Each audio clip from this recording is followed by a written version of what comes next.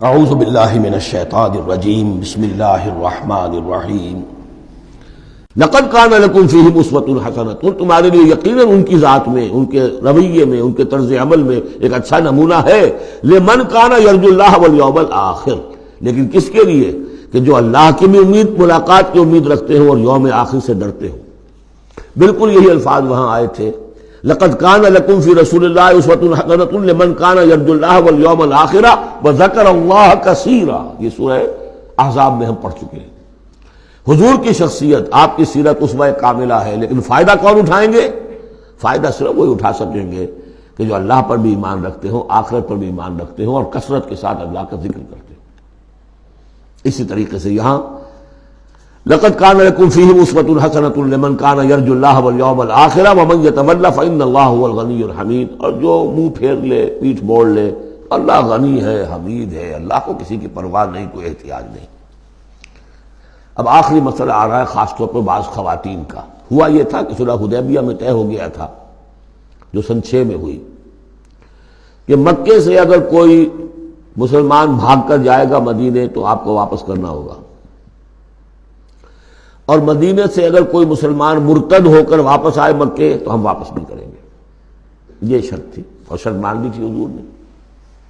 اس کے بعد معاملہ پیش آ گیا چند خواتین کا۔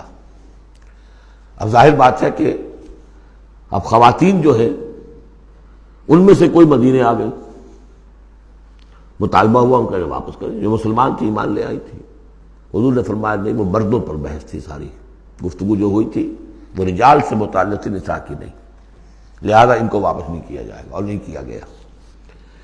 لیکن یہ کہ اب جو وہاں سے خواتین آ رہی ہیں، کہہ رہی ہیں کہ ہم تو صاحب ایمان ہیں، اس لیے ہم ہجرت کر کے مکے سے آ گئی ہیں یہاں۔ اندیشہ یہ تھا کہ ان میں کہیں جاسوس نہ آ رہے ہوں، مکے والے جو ہیں ان کے ذریعے سے کچھ اسکینڈلائز نہ کریں ہماری سوسائٹی کو، کچھ کہہ نہیں سکتے، لہذا ان کا معاملہ کیا کیا جائے۔ پھر یہ کہ ان کے شوہر تو وہاں ہیں، شادی تو وہاں ہوئی ہوئی ہے ان کی، تو آیا یہ اب یہاں مسلمانوں کے لیے حلال ہے اس درجے میں کہ وہ ان سے نکاح کر سکیں، یا وہ رشتہ برقرار رہے گا؟ کافر جو ہے ان کی بیویاں یہ مسلمان ہو گئی، یہ آ گئی۔ تو یہ مسائل تھے خواتین کے کہ جن کو اس رکوع میں سورہ ممتحنہ کے اور آخر میں پھر خواتین کی بیعت کا تذکرہ ہے اس میں۔ اور یہ میں سمجھتا ہوں کہ اللہ تعالیٰ کی طرف سے کمپنسیشن ہوتی ہے، جیسا کہ میں نے بتایا تھا کہ باپ اور ماں میں فرق یہ رکھا گیا، قانونی طور پر باپ کا پلڑا بھاری ہے، باپ طلاق دے سکتا ہے ماں کو، ماں تو خلا ہی لے سکتی ہے، طلاق دے نہیں سکتی، اور اگر طلاق ہو جائے گی تو اولاد باپ کی شمار ہوگی، ماں کی نہیں، یہ قرآن کا قانون ہے۔ لیکن دوسری طرف ماں کی خدمت 3 درجے زیادہ ضروری ہے باپ سے، خدمت میں 3 درجے فائق رکھ دیا ماں کو، اور کہا کہ جنت اس کے قدموں تلے۔ تو کمپنسیشن ہوتی ہے، کسی ایک جگہ پر کمی ہے تو دوسری جگہ اس کو، اسی کا نام بیلنس ہے۔ یہ ترازو کے یہ دونوں جو ہیں، اگر بازو جو ہیں یہ برابر ہے تو ایک سیر ادھر ڈالیں گے، ایک سیر ادھر ڈالیں گے، ترازو کی ڈنڈی سیدھی رہے گی۔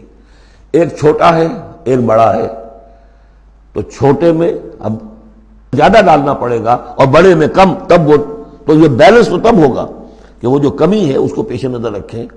یہ ہے معاملہ کہ جو یہاں پہ بیان ہوا۔ وہ بیلنس کیا کیا اللہ تعالیٰ نے؟ مردوں کی بیعت کا قرآن میں ذکر ہے، اس کا متن قرآن میں کہیں نہیں ہے۔ بیعت عقبہ اولیٰ کا کیا متن تھا، بیعت عقبہ ثانیہ کا متن کیا تھا، کیا بیعت لی تھی، کیا الفاظ تھے، بیعت رضوان کے موقع پہ کیا جو الفاظ کا تھے، کہیں نہیں، قرآن میں نہیں، احادیث میں مل جائیں گے۔ خواتین کی بیعت کو یہ فضیلت دے دی کہ اس کا پورا متن بھی قرآن مجید میں موجود ہے۔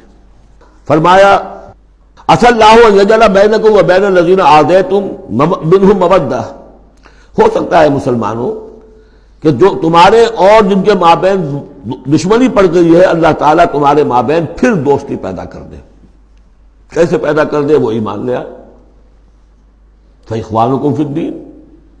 اور کوئی زیادہ دور تو نہیں تھا مرحلہ فتح مکہ کے بعد سن 9 میں وہ آیات آئیں کہ 4 مہینے کی مہلت ہے، اس میں ایمان نہیں لاؤ گے تو گردنیں اڑا دی جائیں گی، سب کے سب لوگ ایمان لے آئے۔ تو اب ہو گئے بھائی اخوانکم فی الدین۔ عسى اللہ ان یجعل بینکم وبین الذین عادیتم منہم مودۃ واللہ قدیر واللہ غفور الرحیم، اللہ ہر شے پر قادر ہے اور غفور ہے اور رحیم ہے۔ لا ینہاکم اللہ عن الذین لم یقاتلوکم، اللہ تعالیٰ تمہیں ان لوگوں سے نہیں روکتا کہ جنہوں نے تم سے کبھی جنگ نہیں کی فی الدین، دین کے معاملے میں، ولم یخرجوکم من دیارکم، اور نہ تمہیں نکالا تمہارے گھروں سے، ان تبروہم وتقسطوا الیہم، کہ تم ان کے ساتھ کوئی بھلائی کرو یا انصاف کا معاملہ کرو۔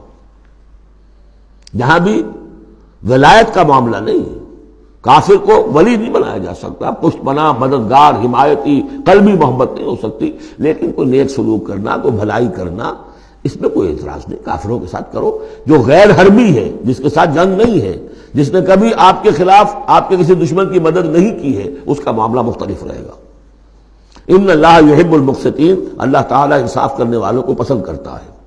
انما ینہاکم اللہ عن الذین قاتلوکم فی الدین، تمہیں اللہ روک رہا ہے ان سے کہ جنہوں نے تم سے جنگ کی ہے دین کے معاملے میں، دین کی وجہ سے، واخرجوکم من دیارکم، نکالا ہے تمہیں تمہارے گھروں سے، وظاہروا علی اخراجکم، اور انہوں نے گٹھ جوڑ کیا ہے تمہارے نکالنے پر، ایک دوسرے کی مدد کی ہے، ان تولوہم، کہ تم ان کے ساتھ ولایت، باہمی ولایت، باہمی کا رشتہ قائم کرو، اس سے روکا ہے۔